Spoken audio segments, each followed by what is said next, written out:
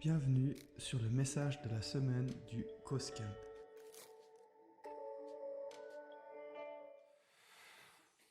C'est parti pour la continuation de ce message, en tout cas de cette thématique de bâtir sur l'essentiel. Donc on a parlé déjà de l'amour envers Dieu, on a parlé déjà,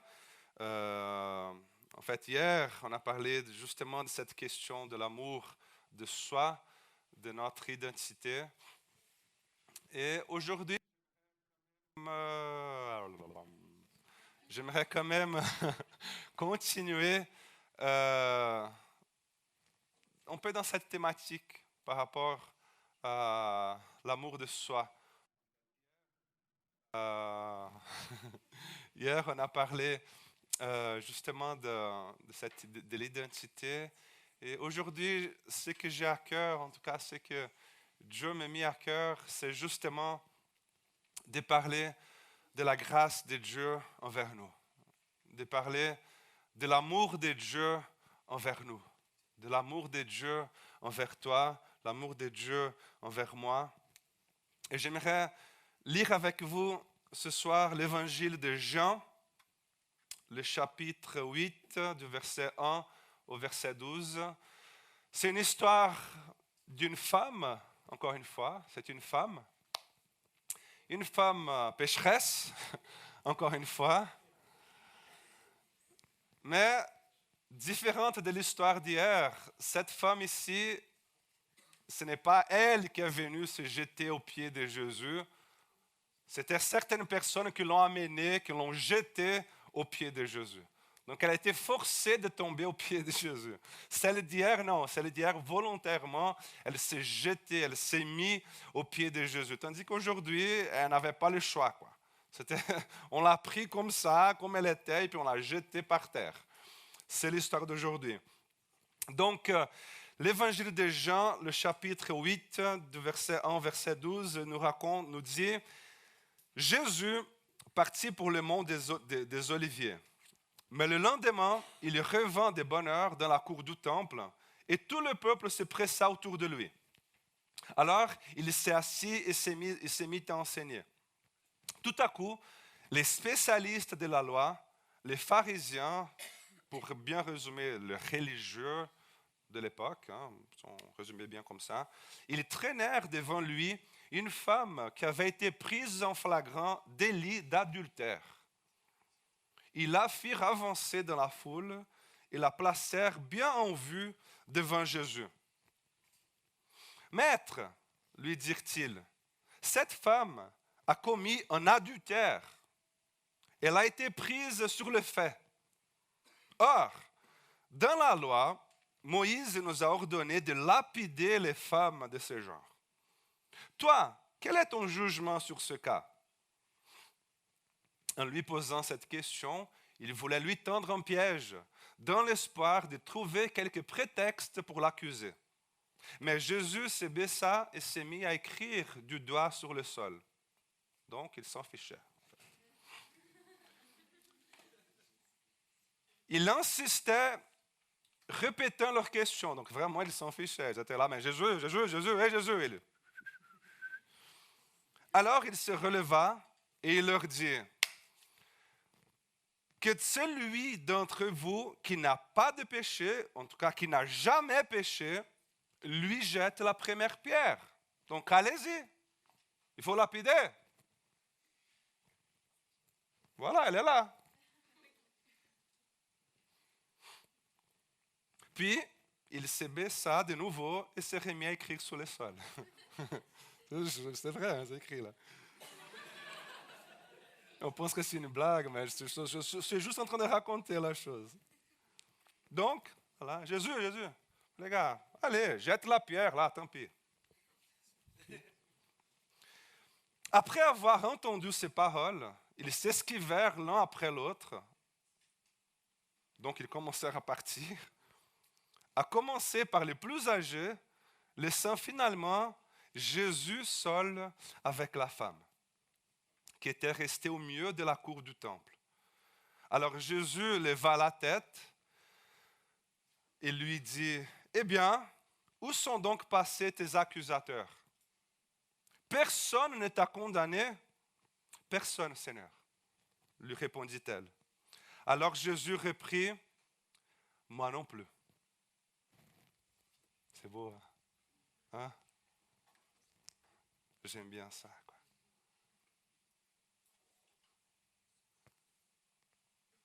Où sont passés tes accusateurs?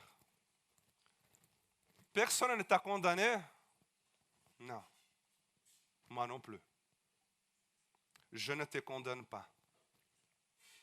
Va et désormais ne pêche plus. Autrement dit, va et change de vie. Choisis une autre vie. Change de comportement. Tu as vu que cette vie-là ne va t'amener à rien. Cette vie-là va t'amener à la mort, en fait. Tu as compris? Oui, Jésus. Alors va en paix. Va et désormais ne pêche plus. Amen. Amen.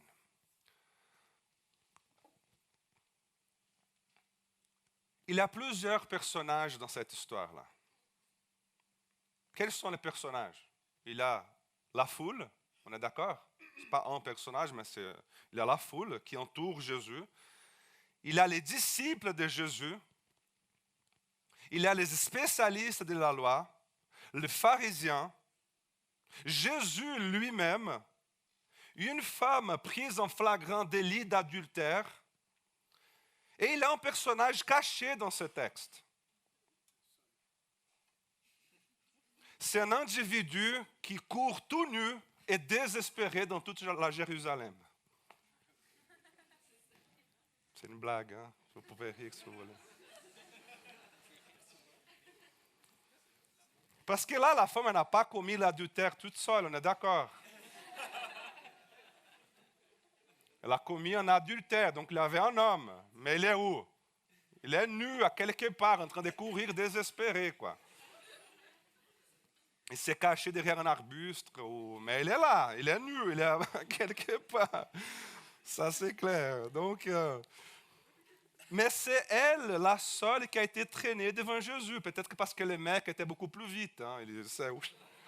Quand il a vu les gars là, devant la fenêtre, il a dit, fini, allez, je viens, j'arrive. Donne-moi ton WhatsApp, après.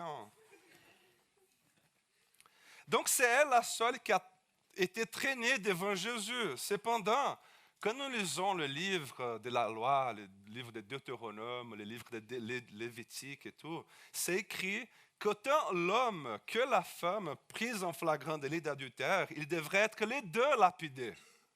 Les deux devraient être lapidés. Et donc, tous les personnages impliqués dans cette scène-là semblent être d'accord avec une chose. Ils sont d'accord sur le fait que tous ceux qui sont présents là sont pécheurs. Si Jésus avait demandé à la foule, qui est pécheur là? Tout le monde, moi. Si Jésus avait posé la question à la femme, et toi femme? Moi aussi. Et puis si Jésus avait posé la question aux religieux, et vous les religieux? Très hésitants, quand même, très contrariés, ils diraient, oui, en fait, ouais, quand même, ouais, on est aussi des pécheurs, ouais. Donc chacun est pécheur dans cette histoire parce que personne n'a osé jeter la première pierre. C'est qui avait l'autorité? C'était qui le seul qui pouvait jeter la première pierre? Jésus. Parce que c'est le seul qui n'avait aucun péché. Tous les restes n'avaient aucune personne qui avait le droit, qui était dans une situation de vie, qu'il pourrait se dire, moi oui. Il prend la pierre et... Mais que veut dire être pécheur? Être pécheur, c'est, pour bien résumer, c'est ce que tu es. C'est ce que moi je suis. C'est ce que nous sommes en fait. Être pécheur, c'est notre condition humaine d'imperfection. C'est ça. C'est cette condition humaine, cette capacité de vivre une vie d'une manière égoïste, de vivre une vie qu'on blesse les gens. Bref, c'est tout cela, quoi. C'est pourquoi nous avons besoin d'être entourés des règles. Car si quelqu'un nous disait, fais ce que tu veux de ta vie, ne se soucie de personne, Tu es libre de faire ce que tu veux. Ne pense qu'à toi, allez-y. Nous détruirons le monde. S'il n'y a pas de règles, s'il n'y a pas des règles genre c'est si tu peux, c'est là tu ne peux pas. Pour ce que tu ne peux pas, nous allons établir quelques pénalités. Par exemple, mourir en place publique. Par exemple, être lapidé. Par exemple, aller en enfer. Par exemple, être sous la... Je sais pas. Donc, c'est si tu peux, c'est si tu ne peux pas. Pour ce que tu ne peux pas, alors qu'est-ce qu'on va faire? On va établir quelques punitions. Hein? Tu vas être lapidé.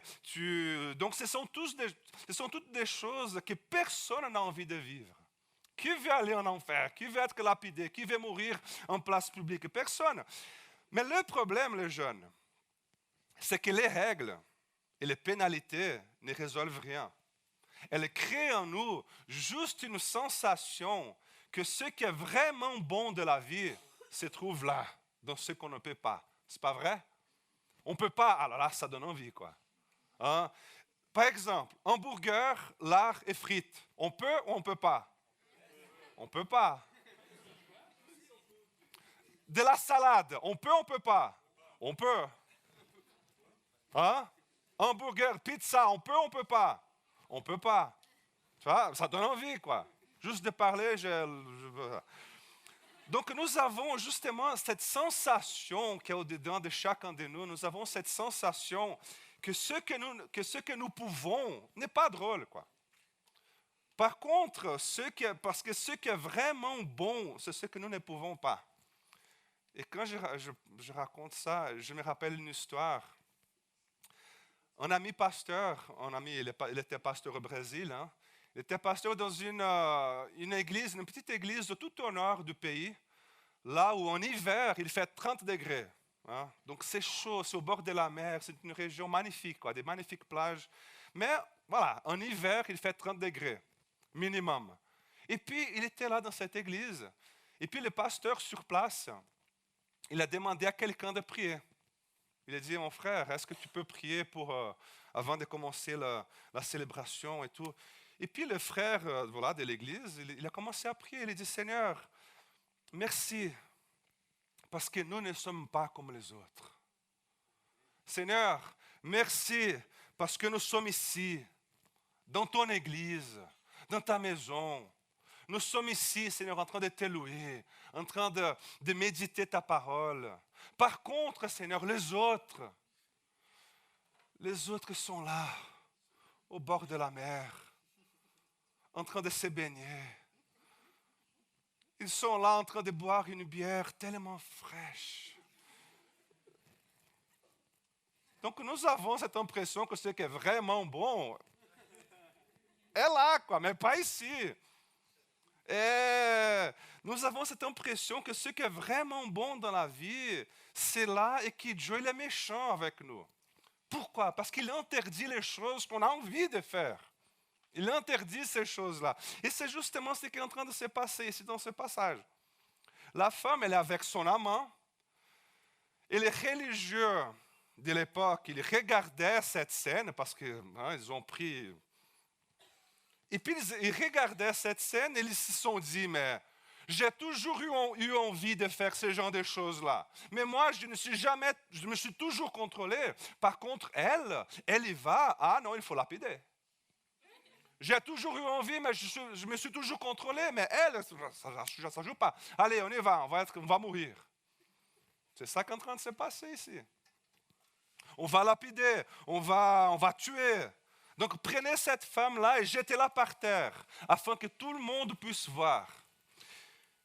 Et alors Jésus est là, et puis ils disent, mais Jésus, cette femme-là, pécheresse, il faut lapider.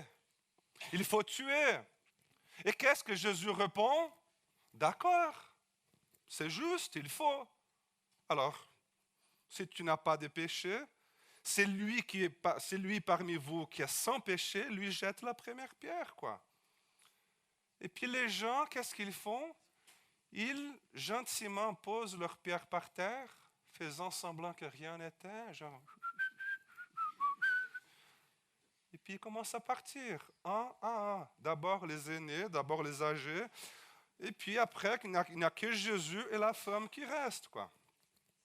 Et puis Jésus, il reste seul avec la femme. Il n'y a que Jésus et la femme là. Et puis Jésus lui pose une question très intéressante. Il lui dit, alors, où sont-ils, l'équipe de la lapidation là? Ils sont partis où? Et puis elle répond, personne ne t'a condamné. Personne, équipe de lapidation, t'as aimé, hein? Personne ne t'a condamné. Non, Jésus, personne. Moi non plus. Et j'imagine qu'à ces moments-là, la femme, elle a dû regarder Jésus avec un air du type, d'accord, et puis, je ne te condamne pas. Les consignes. Et puis Jésus dit, non, c'est tout bon. C'est tout bon. Je ne te condamne pas. Va, change de vie. Change ta vie, tu vas, tu peux mourir. Non, alors change de vie, va. Je ne te condamne pas, allez-y. Et ce que Jésus est en train de dire, c'est quelque chose de type, personne ne t'a lapidé. Non, alors moi non plus, je ne vais pas te lapider. Personne ne t'a pénalisé. Non, moi non plus, je ne vais pas te pénaliser. Personne ne t'a puni. Non, moi non plus, je ne vais pas te punir. Mais Jésus, ici je pars et je recommence la chose. Et puis Jésus aurait dit, alors ça c'est ton problème. Mais s'il te prenne en flagrant délit d'adultère à nouveau et qu'il te traîne ici, ne t'inquiète pas, parce que moi, je ne vais ni te lapider, ni te condamner, ni te punir. D'accord, Jésus, donc ça veut dire que si je pars et je recommence et qu'il me prenne en flagrant délit à nouveau et qu'il me ramène ici devant toi, tu ne vas pas me lapider? Madame, bien. Est-ce que je t'ai lapidé maintenant? Non. Est-ce que je t'ai condamné maintenant? Non. Alors? Allez, change de vie. Et puis j'imagine que la foule, parce qu'il y avait la foule, hein, la foule qui entourait, qui était témoin de tout cela, je pense qu'ils étaient en train de penser quelque chose de type, je vois déjà la chose là, ça ne va pas jouer, quoi. Je connais là cette femme-là, c'est le troisième mari qu'elle... Ça ne va pas jouer. Je connais cette femme, elle va pécher de nouveau. Il n'y a pas eu de châtiment, il n'y a pas eu de condamnation, il n'y a pas eu de lapidation, elle est toujours vivante, elle devrait être morte à ce moment-là. Il n'y a pas eu de punition, il n'y a pas eu de pénalité. Elle y va à nouveau, je suis sûr. Je suis sûr qu'elle va recommencer. Et tout cela va devenir du chenille, quoi. Et puis Jésus il aurait dit, alors vous pensez que maintenant, la situation actuelle, ça va. Hein? Tout est bien. Tout va bien. Des gens angoissés, des gens culpabilités à cause de leurs péchés, des religieux qui sont hypocrites, des religieux qui font semblant qu'ils sont toujours les hommes de Dieu, et la femme qui est par terre. Vous pensez que ça, c'est bien. Ça, c'est super, nickel. Mais bon,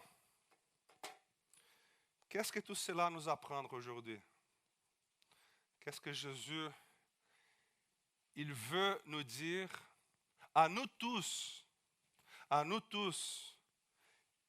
qui écoutons la voix de Dieu en train de nous dire, mon fils, ma fille, moi non plus, je ne te condamne pas.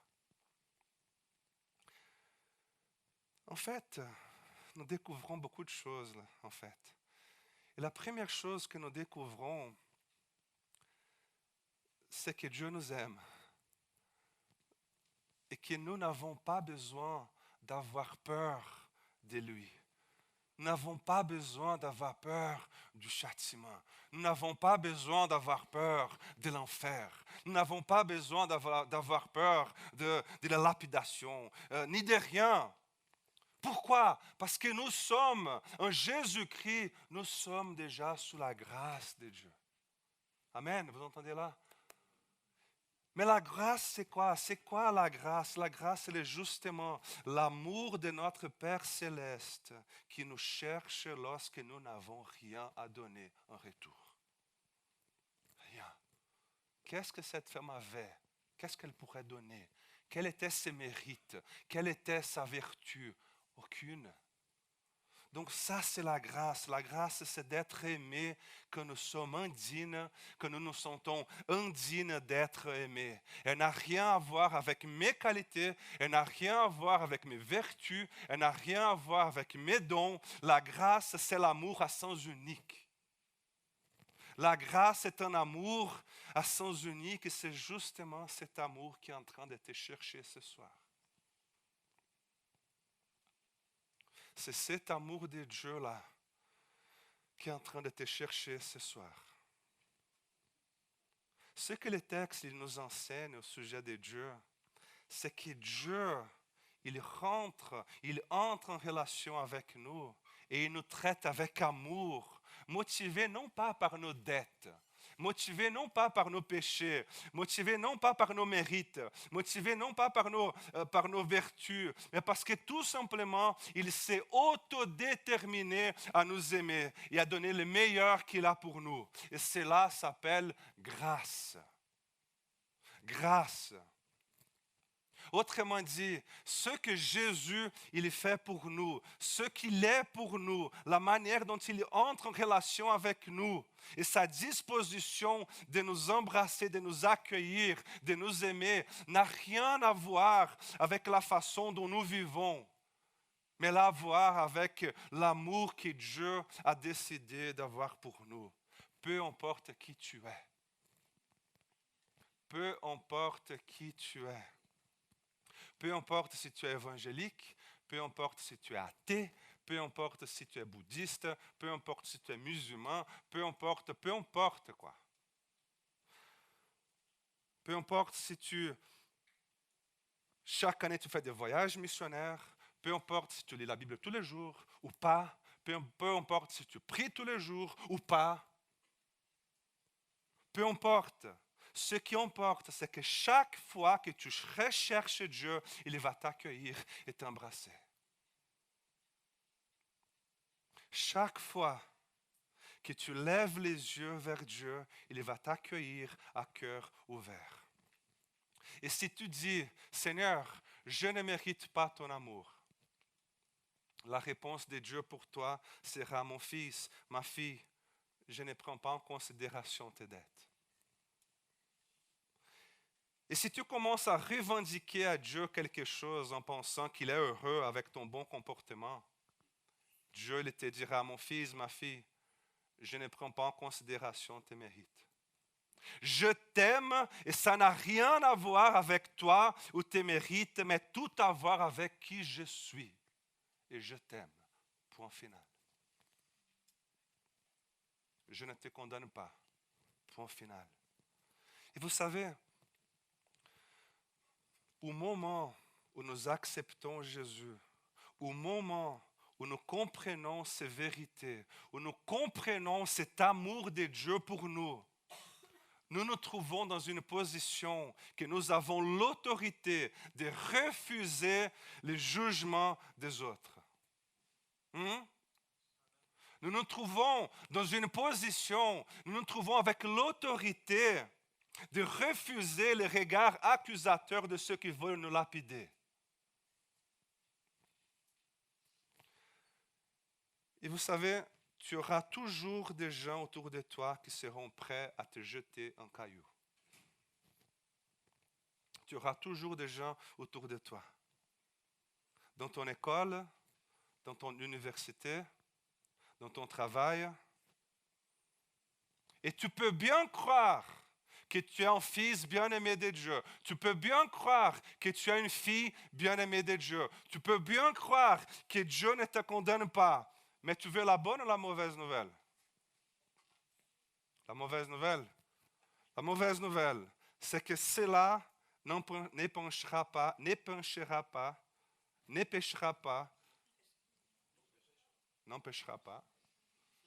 que lundi prochain, quand tu seras à l'école ou à l'université ou à ton travail, ou peu importe, cela n'empêcherait pas que les gens aient un regard de jugement envers toi. Mais la bonne nouvelle, maintenant, c'est que tu as l'autorité en Jésus-Christ de ne pas accepter ce jugement. Tu as l'autorité en Jésus-Christ de refuser ce jugement-là. Et tu dois le faire. Pourquoi? Parce que tu as cette autorité-là. Quand il y a des gens qui veulent te lapider, quand il y aura des gens qui veulent te poser un jugement, tu as juste cette autorité de dire non, ça je rejette. Ça ne me résume pas, ça ne m'appartient pas. Il n'y a plus de condamnation, je suis un fils d'une fille bien-aimée, arrête là. Tu as cette autorité et tu dois prendre cette position dans ta vie.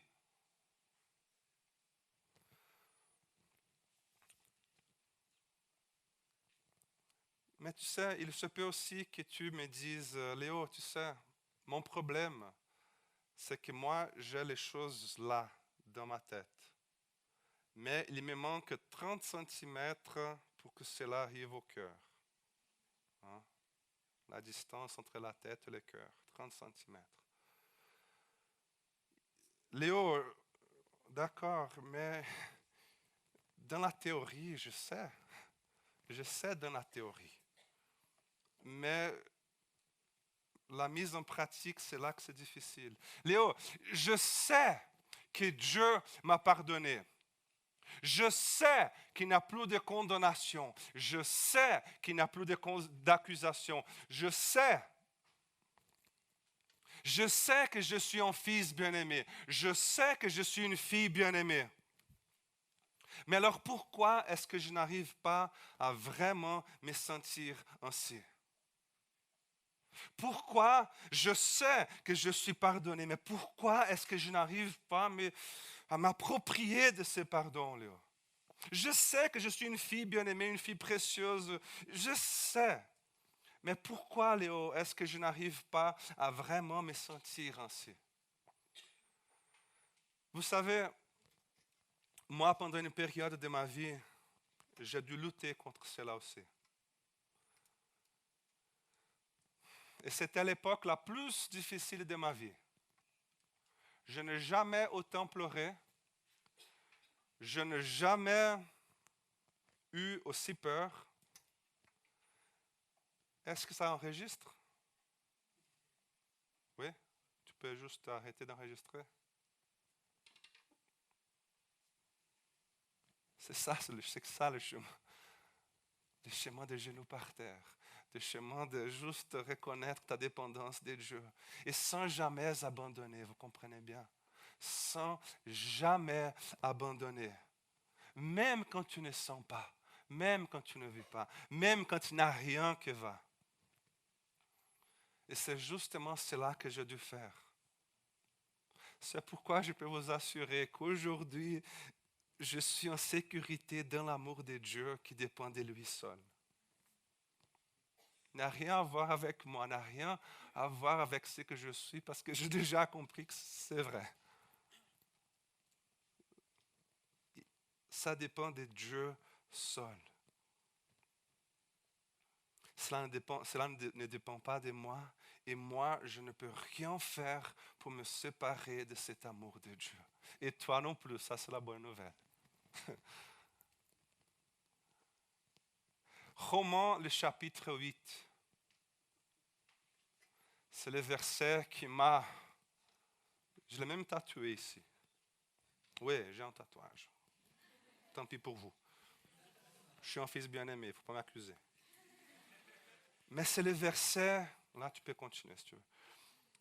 Là, c'était le verset qui m'a vraiment transformé ma vie et continue toujours de me transformer. Que le verset qui dit, si Dieu est pour nous, Amen. Encore une fois, si Dieu est pour nous, qui sera contre nous?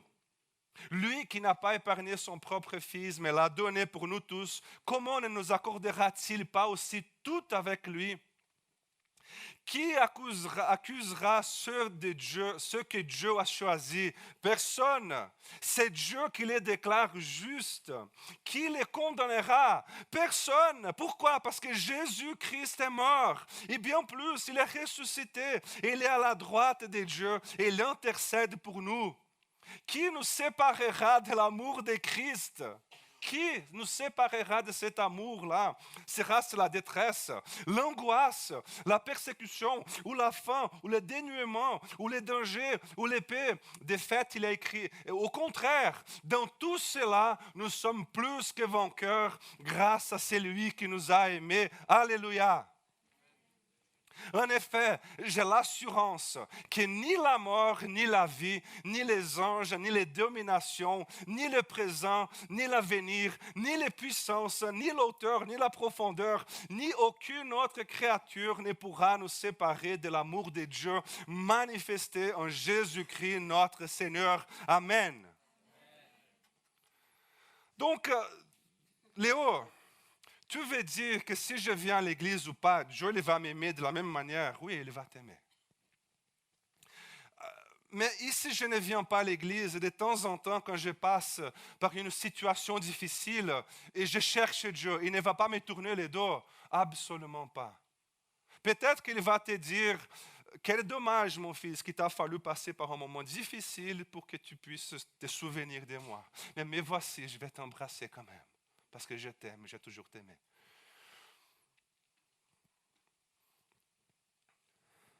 Mais Léo, quelle est la différence si je viens, si je ne viens pas, ou si je continue dans une vie de débauche, si je continue dans une vie qui va m'amener à rien, une vie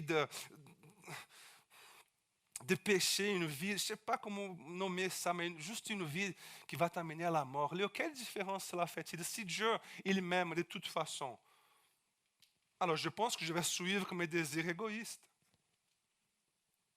Je pense que je vais suivre comme voilà ce que j'aime bien faire. Je vais faire comme mon frère là, qui lui, il est corrompu, il fait toutes les choses. Si Dieu, il m'aime de toute façon, quelle est la différence? Et vous savez, ce n'est pas que ta manière de vivre puisse causer un changement dans la façon que Dieu te traite. Ta manière de vivre va causer un changement dans la façon que toi, tu traites Dieu. Ce n'est pas Dieu qui s'éloigne, c'est toi qui t'éloignes de Dieu. Et c'est là qu'il est en danger. En fonction de ta façon de vivre, ce n'est pas Dieu qui change, c'est toi qui changes. C'est toi qui deviens moins humain. C'est toi qui deviens rien, quoi.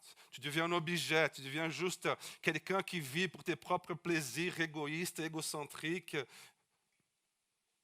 Tu deviens amer, tu t'enfermes, et les péchés commencent à te détériorer, te déshumaniser.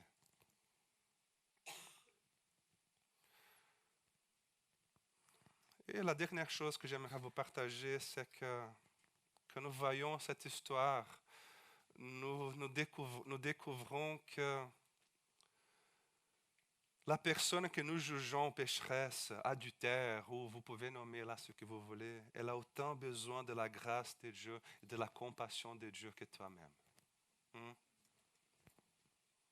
Cette personne-là que tu juges, ah oui, tu as vu, machin, il a autant besoin de la grâce, de la compassion de Dieu que toi-même. C'est pour ça que quand j'ai compris ça, je m'en fiche. Je m'en fiche que c'est les personnes que je reçois, les personnes que j'embrasse, que j'accueille, ce sont des hommes ou des femmes ou des homosexuels ou des noirs ou des évangéliques ou des pauvres ou des musulmans ou de... Pourquoi? Parce que désormais, je commence à regarder ces personnes-là à la lumière et avec les lunettes de Jésus, et non pas avec mes lunettes de préjugement. Vous voyez? Je ne veux pas être comme les pharisiens là, et les spécialistes de la loi qui disent lapide-le, lapide, il faut lapider, il faut mourir. Non, je veux avoir le même cœur que Jésus. Parce que cette femme qui est par terre là, ces gars qui sont dans ton école, dans ton travail, ton chef, ton prof ou je ne sais pas qui, il a autant besoin de la grâce de Dieu que toi. Il a autant besoin de la compassion de Dieu que toi-même. Donc qui sommes-nous pour juger qui que ce soit? Qui? Et souvent dans nos églises, si on était là, on serait les premiers à lapider là. Tellement de jugements parfois qu'il a.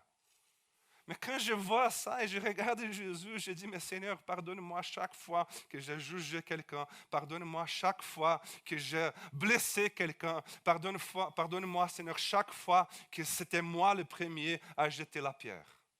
Pardonne-moi, Seigneur, parce que j'ai compris que ton amour est un truc de ouf, quoi. Et moi, je veux regarder ceux qui m'entourent avec tes lunettes, avec ton regard, Seigneur. Donc, peu importe la personne qui entre par cette porte-là, peu importe, elle est un être humain qui a autant besoin de la grâce de Dieu que moi-même et que toi-même.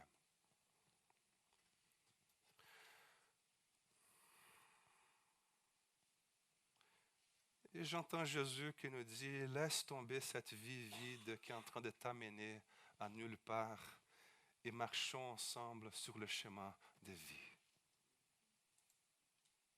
Je crois que c'est ça que Jésus est en train de te dire aujourd'hui. Laisse cette vie qui va t'amener à nulle part et marchons ensemble sur le chemin de vie. Et le maximum que nous pouvons dire, c'est Seigneur, je n'y arrive pas. Mais vous le savez, la bonne ou la mauvaise nouvelle? La bonne, parce que la mauvaise, il n'y a pas. La bonne nouvelle, c'est que Jésus, il sait gérer et s'occuper des gens qui n'arrivent pas. C'est beau ça. Jésus, il sait bénir les gens qui n'arrivent pas pour les remettre debout sur le chemin de vie. Maintenant, faites bien attention. Dieu, le Dieu que nous croyons, n'est pas du genre qui lapide. Dieu est du genre qui restaure. Ça, tu peux afficher après. Dieu n'est pas du genre qui lapide. Dieu est du genre qui restaure. Et je suis sûr et convaincu, en préparant ce message, en priant pour cette soirée, je suis sûr qu'il veut restaurer plusieurs vies aujourd'hui. Pas une, pas deux, pas trois, mais plusieurs vies. Je suis convaincu que Dieu, il veut restaurer plusieurs vies parce qu'il n'est pas du type du genre qui lapide, il est du Dieu du genre qui restaure. Et mon désir, c'est que nous soyons tous encouragés à regarder à Dieu comme quelqu'un qui se tourne vers un Père plein d'amour. C'est ça, c'est mon désir. Et si nous arrivons bien à comprendre cela, même si tu passes par des situations comme j'ai passé, qui peut durer 1 mois, 2 mois, 3 mois, 4 mois, 5 mois, où tu sais que Dieu est là et qu'il ne t'a pas oublié. Et tu sais que l'amour de Dieu pour toi, il n'y a rien qui peut arracher, il n'y a rien qui peut te séparer de cet amour-là. Donc les jeunes, tourne vers Dieu comme un Père plein d'amour. Écoute-le te dire, mon fils, ma fille, moi non plus. Je ne te condamne pas.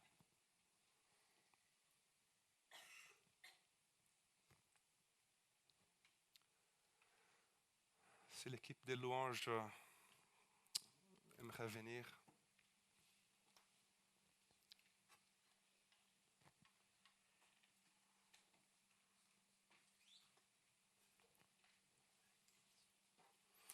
Et pendant ce temps, continue dans la prière, continue dans cet esprit de dépendance de Dieu, tout simplement.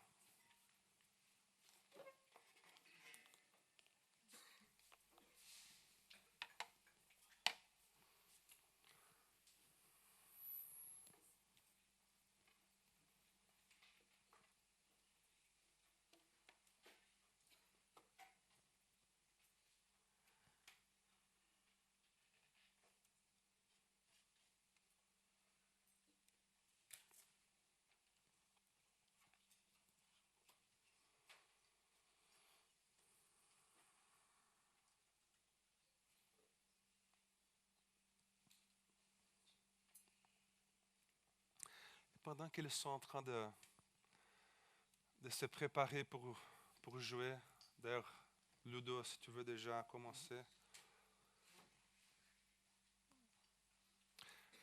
J'aimerais faire 2 appels clairs et ciblés. J'aimerais faire un appel pour toi qui a besoin d'être restauré par Dieu. J'aimerais faire un appel à toi qui a besoin d'être restauré et aussi de revenir à Dieu. Donc je prie qu'on va fermer les yeux, pas que personne nous regarde. Je parle à toi maintenant qui a besoin de cette restauration dans ta vie. Tu as besoin de revenir à la source d'amour et à la source de pardon. Si c'est ton cas, j'aimerais juste que tu lèves ta main. Juste lever la main. Amen. Amen. Amen. Amen. Seigneur, tu vois ces personnes-là. Seigneur, tu vois la vie de chacun et de chacune qui est en train de crier, Seigneur, restaure-moi, change-moi, Seigneur, j'aimerais revenir à toi parce que je sais qu'auprès de toi, il n'y a pas de condamnation. Seigneur, je prie qu'au nom de Jésus, Saint-Esprit, viens les visiter, viens les toucher. Viens le restaurer, Seigneur. Viens, Jésus.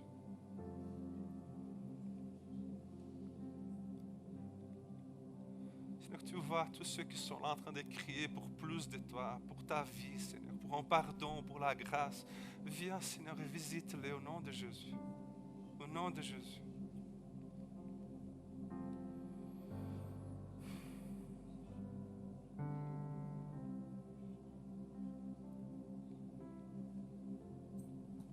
Et maintenant, j'aimerais faire mon 2e appel.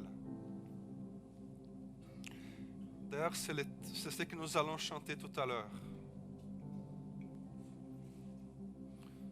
La Bible nous raconte une parabole où Jésus, il avait 100 moutons. Il y a un qui s'est perdu. Et les bons bergers, ils laissent les 99 moutons pour aller chercher ce mouton perdu-là. Et j'ai l'impression qu'il y a certains moutons qui sont perdus. J'ai cette sensation, cette impression qu'il y a certaines personnes là qu'aujourd'hui, c'est le jour de prendre une décision pour Jésus-Christ. Aujourd'hui, c'est le jour de dire, Seigneur, sois mon sauveur et mon Seigneur.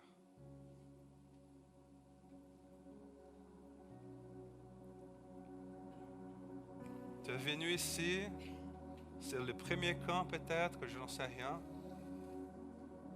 J'aimerais te dire, tu as déjà tout compris au sujet de Jésus. Qu'il t'aime, qu'il ne te condamne pas, et que tu es pardonné, et que tu es un fils et une fille bien-aimée.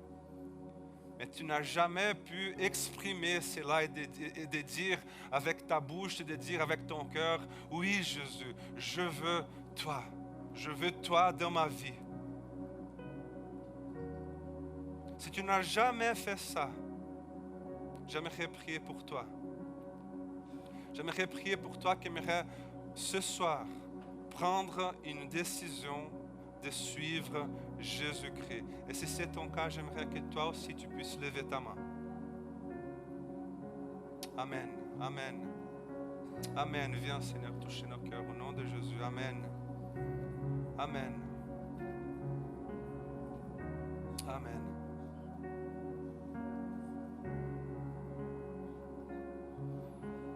Toi qui as levé les mains, dis dans ton cœur, pas besoin d'être à haute voix, mais dis, Seigneur Jésus, Je veux te servir. Je veux que toi, tu sois mon Seigneur et mon Sauveur. Prends ma vie, Seigneur. Prends ma vie, Seigneur Jésus. Je te la donne. Je te la donne. Prends ma vie.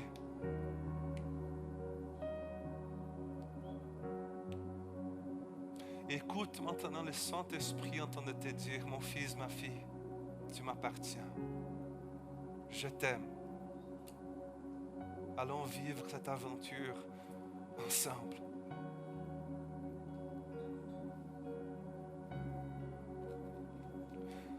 Vous savez, Dieu il est en train de faire de magnifiques choses parmi nous.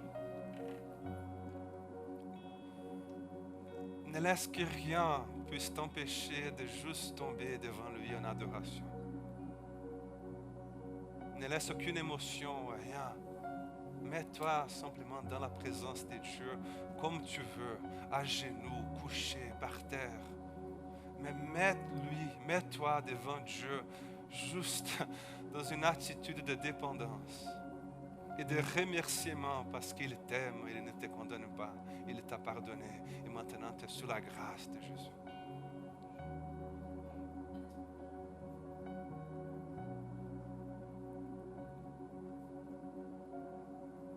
Viens Jésus et bénis la vie de chaque personne ici.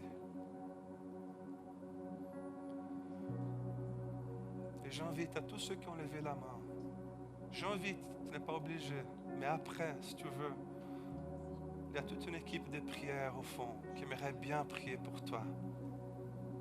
Et prier pour toi, pour que Dieu restaure ta vie, pour que Dieu accomplisse ses promesses dans ta vie. Et toi aussi qui aujourd'hui as pris cette décision, on aimerait bien prier pour toi et imposer nos mains sur toi et te bénir au nom de Jésus. Donc il y a toute une équipe au fond qui est là pour toi.